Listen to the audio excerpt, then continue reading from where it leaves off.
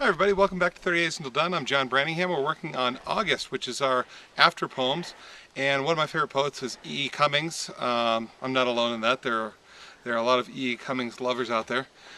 And one of his poems is I Sing of Olaf, and it has different titles because it doesn't actually have a title. They just take parts of the first line. The frustrating thing about Cummings, but also, beautiful. E.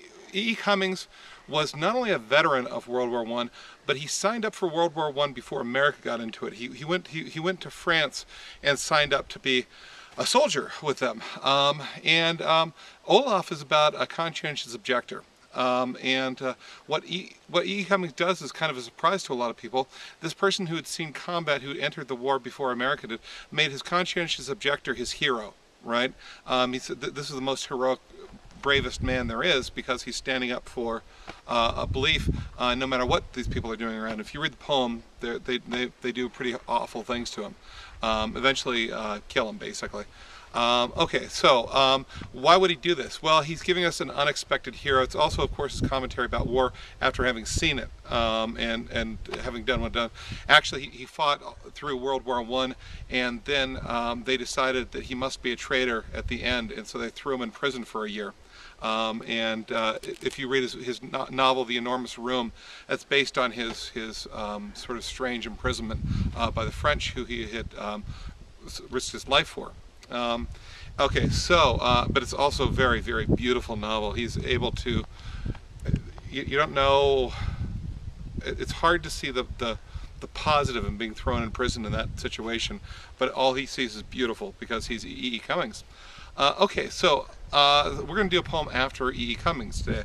And so what does that mean? You're going to choose the unlikely hero, right? The person that people wouldn't think that you think is a hero, or you think other people won't think is a hero, that sort of thing, right? The person who stands up for something and you realize, well, that's sort of extraordinary.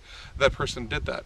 I think of, who am I going to do? I met the son of a gang member the other week, and his father was apparently a really big gang member, but he guarded my friend's father's bar, right, and made sure that the other gang members didn't do it. And there was something heroic about that, right?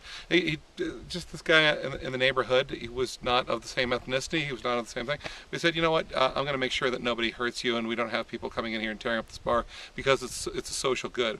And I'd make that person my hero. Now I know that I'm not celebrating the idea of gang membership, but there is something about what that guy has done for his neighborhood that's really great. Despite all of the other things he might have done, right? I'm going to focus just on that, and that would be my poem. You could do anything. What's another one?